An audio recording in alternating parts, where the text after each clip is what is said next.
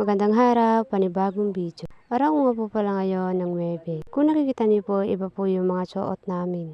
Dahil sa araw na to ay araw po ng sigap.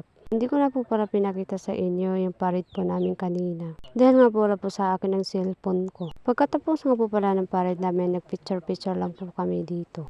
Wala pala ako, yung mga kasama ko lang.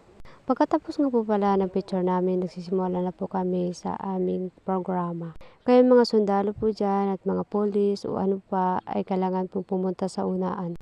Dahil yung mga teacher ay may pipiliin na isa at yun ang ay di ko po talaga alam, nakalimutan ko na po. Yung sumunod nga po pala sa kanila ay mga businessman. Grabe, ang sarap sa pakiramdam na nakasuot ka na ng mga damit na to. Sumunod nga po pala ay hindi ko na po alam, kayo na po ang maghula. Dahil nga po hindi ko po talaga kabisado yung mga course. Parang nakakataba ng puso na makita mo yung mga kaklase at mga kamag-aral mo na nakasuot ng mga gusto nilang habutin. Sa sigap ko talaga nakikita yung mga course na naririnig ko lang na hindi ko talaga kayang abutin. Ang gaganda pala ng kanilang mga uniform. Dahil gusto ko lang po talaga na maging nurse ako at teacher.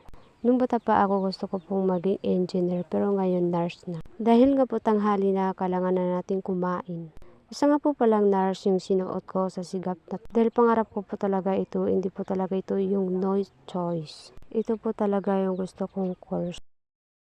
Yung iba po kasi nagsusuot ng mga course sa sigap ay minsan hindi po talaga yun ang kanilang gustong course. Sinuot lang po nila yung kasi no choice po, wala po silang gagamitin. Hanggang sa natapos na po yung pagkain ko, kaya nagpicture-picture na yung mga kasama ko, kaya babay na po. Salamat sa panunod.